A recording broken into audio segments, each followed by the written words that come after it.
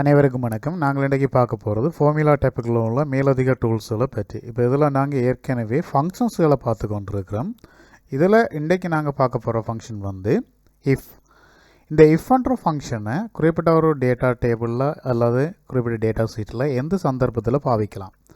உதாரணமாக எடுத்துக்கொண்டீங்கன்னு சொன்னால், ஏதாவது ஒரு கண்டிஷன்ஸின் அடிப்படையில் எங்களோட டேட்டா ஒன்றை செக் பண்ணி அதுக்கான விடையை வந்து நாங்கள் இரண்டு விதமாக பெற்றுக்கொள்கிறதுக்கு, அதாவது அந்த செக்கிங் வந்து ட்ரூவாக இருந்தால் என்ன அல்லது ஃபால்ஸாக இருந்தால் என்னன்னு சொல்லி நாங்கள் பெற்றுக்கொள்கிறதுக்கு குறிப்பிட்ட இந்த இஃப்ன்ற ஃபங்க்ஷனை பாவிக்கலாம்.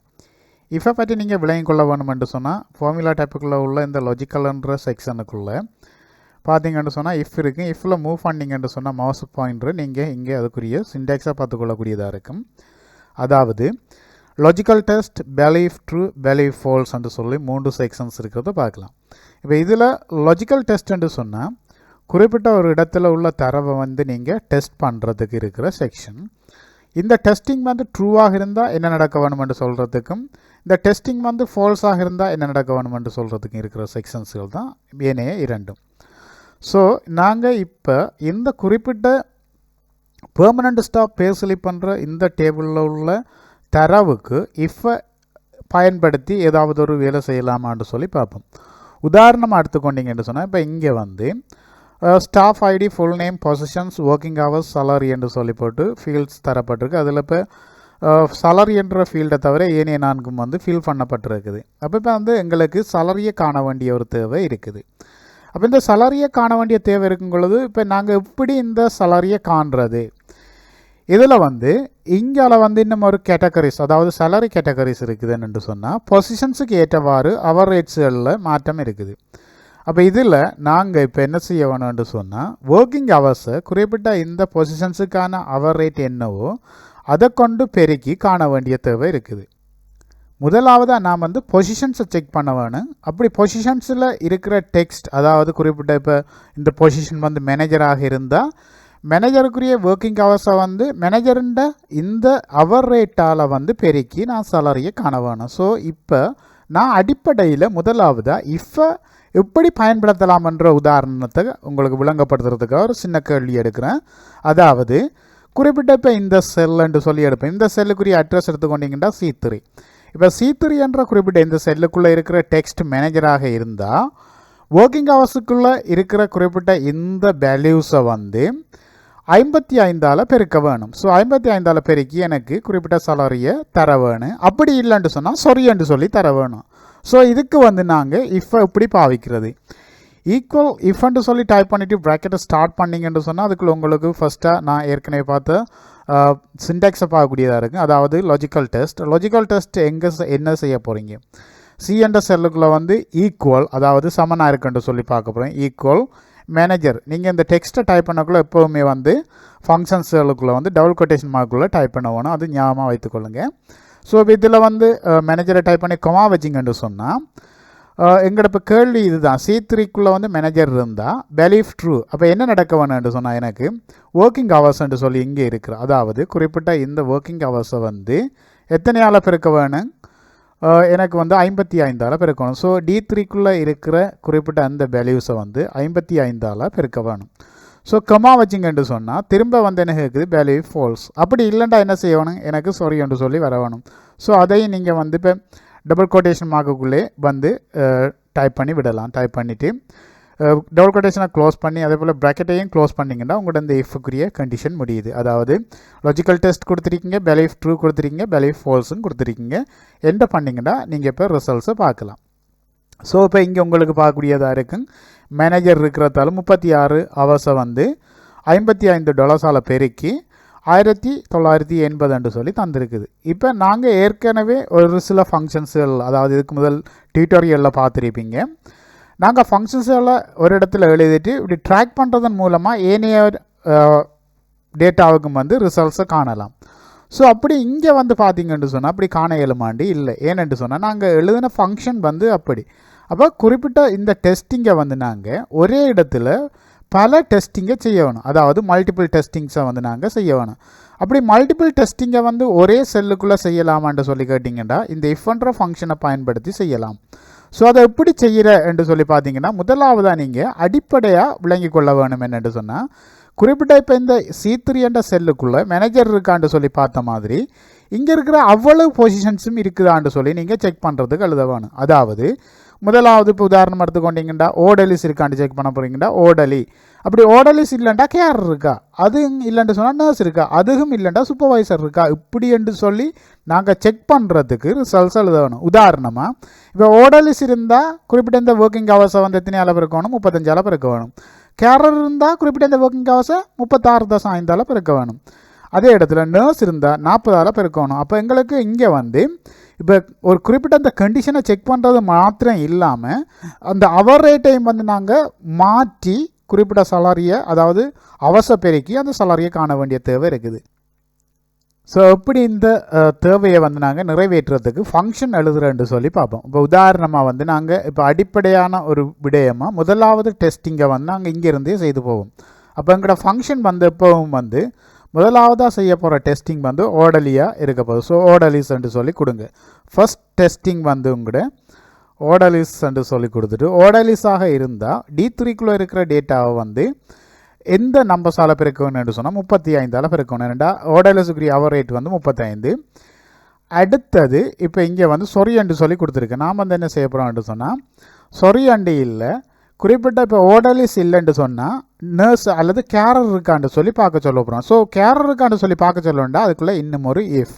ஸோ இஃபுக்குள்ளே இன்னும் ஒரு இஃப் நாங்கள் ஸ்டார்ட் பண்ணுறோம். இங்கே வேலை ஃபால்ஸுக்குள்ளே அடுத்த இஃபை ஸ்டார்ட் பண்ணுறோம். ஸோ அதுக்குள்ளே வந்து என்ன செய்ய போகிறோம், C3 என்ற செல்லுக்குள்ளேயே வந்து இப்போ ஓடலிஸ் இல்லைண்டா கேரர் இருக்கா. ஸோ இங்கே வந்து கேரர் அப்படின்ட்டு சொல்லி நீங்கள் டைப் பண்ணி கமா வச்சிங்கன்னு சொன்னால் கேரர் இருந்தால் என்ன செய்ய வேணுமென்று சொல்லி கொடுக்குறீங்க. கேரர் இருந்தால் D3க்குள்ளே இருக்கிற டேட்டாவை வந்து எத்தனையால் பெருக்க வேணும்னு சொன்னால் 36.5ஆல் பெருக்க வேணும். ஸோ 36.5ஆல் பெருக்க வேணும்.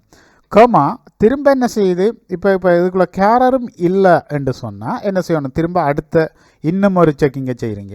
இன்னும் ஒரு செக்கிங் என்ன, நர்ஸ் இருக்குதான்னு சொல்லி பார்க்க போகிறீங்க. அப்போ C3 ஈக்குவல் டபுள் கொட்டேஷன் மார்க்குள்ளே வந்து நர்ஸ் இருக்குதான்னு சொல்லி பார்க்க சொல்கிறீங்க. ஸோ நர்ஸ் இருந்தால் கமா என்ன செய்ய வேணும், D3க்குள்ளே இருக்கிற வேல்யூஸ் எதுவோ அதை வந்து நர்ஸுக்குரிய ரேட்டான $40 பெருக்க வேணும். ஸோ கமா வச்சிங்கன்னு சொன்னால் திரும்ப என்ன கேட்கும், அடுத்த கண்டிஷன் அது இல்லைன்னு சொன்னால் அப்போ திரும்ப இஃப். அதே போல் கண்டினியூவாக நீங்கள் வந்து இதே தொடரலாம். ஸோ நர்ஸ் அடுத்தது வந்து சூப்பர்வைசர். ஸோ சூப்பர்வைசர் அப்படின்ட்டு சொல்லி டைப் பண்ணிவிட்டு கமா வச்சிங்கன்னு சொன்னால் திரும்ப என்ன செய்யணும், D3க்குள்ளே இருக்கிற டேட்டா. ஏன்னாடா ஒரு இடத்தை தான் நாங்கள் டெஸ்ட் பண்ணி அதுக்குரிய விடையை காண்றதுக்காக எழுதுகிறோம். ஸோ அப்போ நாங்கள் ட்ராக் பண்ணக்குள்ளே சரியாக வரும். அப்போ இதில் D3க்குள்ளே இருக்கிறத வந்து நாங்கள் என்ன செய்யணும், சூப்பர்வைசர் இருந்தால் $42 பெருக்க வேணும். ஸோ கமா வச்சிங்கன்னு சொன்னால் இப்போ என்ன நடக்க போகுது உங்களுக்கு, திரும்ப அடுத்த testing. So if again logical test. இப்போ C3க்குள்ளே வந்து சூப்பர்வைசரும் இல்லைன்னு சொன்னால் அடுத்ததாக ஏரியா மேனேஜர் இருக்குதான்னு சொல்லி பார்க்க போகிறீங்க. ஸோ டபுள் கொட்டேஷன் மார்க்கில் வந்து ஏரியா மேனேஜர் அப்படின்ட்டு சொல்லி நீங்கள் டைப் பண்ணிவிட்டு அதே போல் டபுள் கொட்டேஷன் மார்க் க்ளோஸ் பண்ணி கமா வச்சிங்கன்னு சொன்னால் என்ன நடக்க வேணும், அப்போ D3க்குள்ளே இருக்கிற வேல்யூஸை வந்து ஏரியா மேனேஜருக்கான $45 வேல்யூஸால் பெருக்க வேணும். கமா திரும்ப ஏரியா மேனேஜர் இல்லைன்னு சொன்னால் என்ன நடக்க வேணும், C3க்குள்ளே PO இருக்குதான்னு சொல்லி பார்க்க சொல்கிறீங்க. ஸோ P.O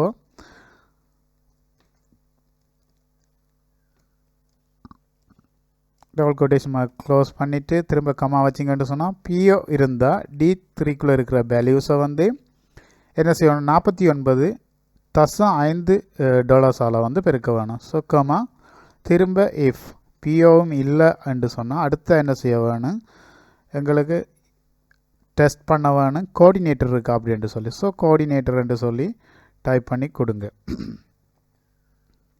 இப்போ கோஆர்டினேட்டர் இருக்குமாக இருந்தால் என்ன செய்யப்பட வேணும்னு சொல்லி கொடுங்க. ஸோ கோஆர்டினேட்டராக இருந்தால் D3க்குள்ளே இருக்கிற வேல்யூஸை வந்து $52 பெருக்க வேணும். ஸோ கமா வச்சிங்கன்னு சொன்னால் திரும்ப ஃபைனலாக வந்து என்ன செய்ய போகிறீங்க, கோஆர்டினேட்டரும் இல்லைன்ட்டு சொன்னால் மேனேஜர் இருக்கா. ஸோ C3க்குள்ளே மேனேஜர் இருக்கான்ட்டு சொல்லி பார்க்க சொல்கிறீங்க.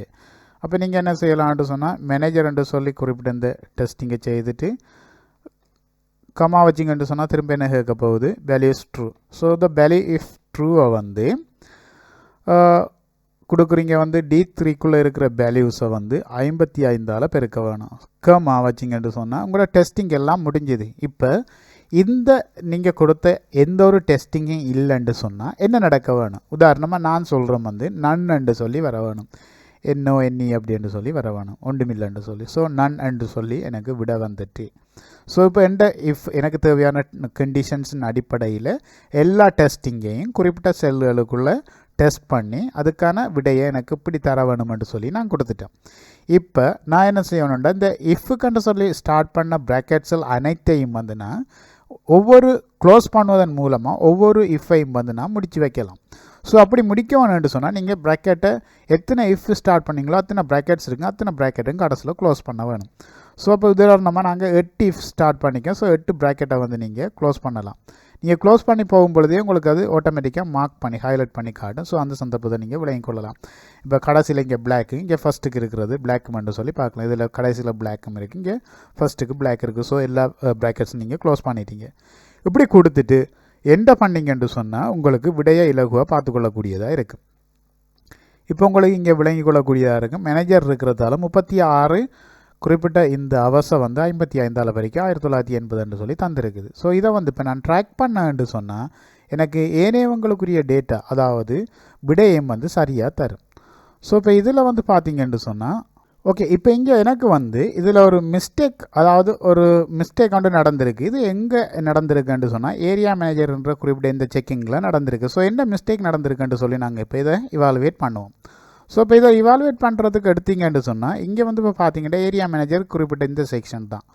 ஸோ இப்போ இந்த செக்ஷனுக்குள்ளே பார்த்தீங்கன்னா ஸ்பெல்லிங் மிஸ்டேக் இருக்குது. அதாவது MANA வாரத்துக்கு NA வந்து டைப் பண்ணப்படாமல் இருக்குது. ஸோ இங்கே வந்து A டைப் பண்ணிவிட்டு இப்போ நீங்கள் அதாவது என்டர் பண்ணி விட்டீங்கன்னு சொன்னால் ஆட்டோமேட்டிக்காக உங்களுக்கு அதுக்குரிய விடையை இங்கே தரும்.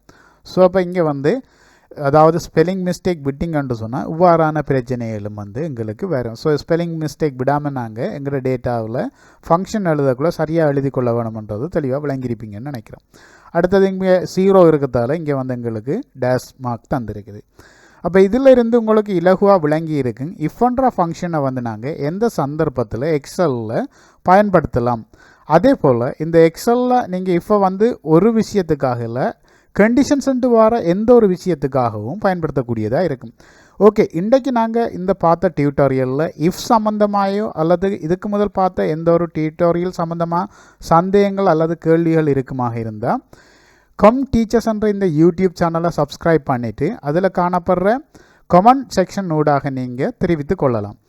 மறக்காமல் இந்த சேனலை சப்ஸ்கிரைப் பண்ணிக்கொள்ளுங்க. அதே போல் பெல் பட்டனையும் வந்து அழுத்தி நோட்டிஃபிகேஷனை பெற்றுக்கொள்கிறதுக்கு ஏற்பாடு செய்து கொள்ளுங்கள். இந்த டியூட்டோரியலை பார்த்தமைக்கு நன்றி. தேங்க்யூ.